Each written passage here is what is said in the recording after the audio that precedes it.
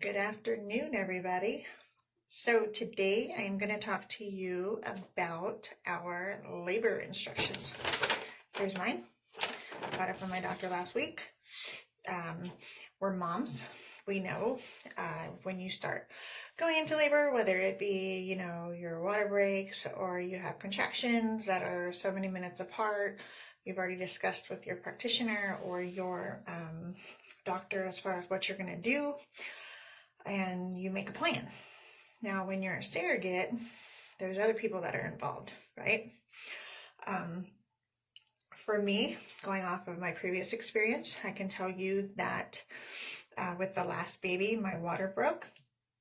I contacted my mom first because she worked at the hospital, so that way she could get all her stuff situated and meet me there in the other building. And then I actually got on WeChat and I contacted the parent and the interpreter and told her that my water broke and that I was going to be heading to the hospital, so that way they would know. And then I also contacted from Omega my case manager, and I don't know what her official title is. I don't know if it's considered medical coordinator or she's just a support liaison type of person. But I just basically contacted them and said, hey, water broke, we're heading to the hospital. They responded, okay, let me know if you need anything. The parents responded, we're on our way, it's going to take us an hour, and off we went.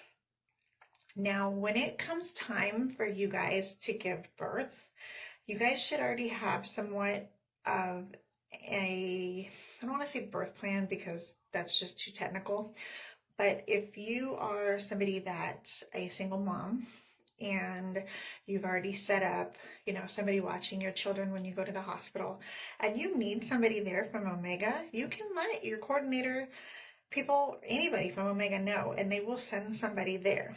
You don't need to have somebody there from Omega because obviously they're trusting us. But if you want that extra support, reach out. It is more than okay. I didn't have anybody there from Omega because I figured I already had enough people.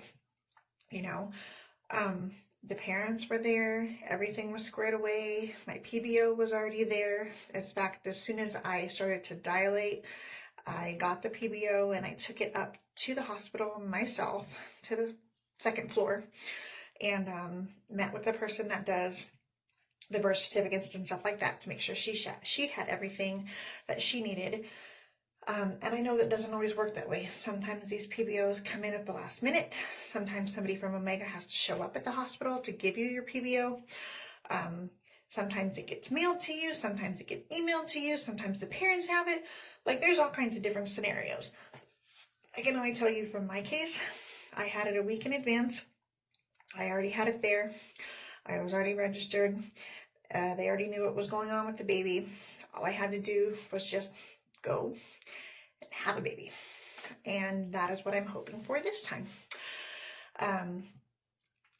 But as you guys know, and as we know as moms, sometimes it doesn't happen that way. So if for some reason the parents are not here, I will still end up letting them know that I am heading to the hospital. I will let Omega know that I am heading to the hospital because somebody from Omega's side is going to have to make arrangements to take care of the baby, because once you have that baby, it's not on you anymore, which is kind of hard because you want to be there and you want to protect the baby and everything else, but it's still not your job. You've done your job. So I guess what my point is trying to tell you guys is that when you get to this point, just know who you need to reach out to. Know who you want there. You want somebody from Omega there? Ask. It's okay. If you don't want them to see all of this and just wait in the waiting room, you can ask for that too. Omega is here to make you feel as completely comfortable as possible. Because Lord knows we don't want to be in labor and we're trying to be all trying to eat. Because you want to get the baby out, but at the same time, I know there's a lot of women that are very, very modest. Me, whatever at this point. I've had so many babies. They just start crawling out. But no, anyways, so that's where we're at. So just make sure you pay attention to what your labor instructions are from, your doctor. Mine, because I'm an hour away, they're a little bit different than as if I was in Redlands, where I'm going to have the baby.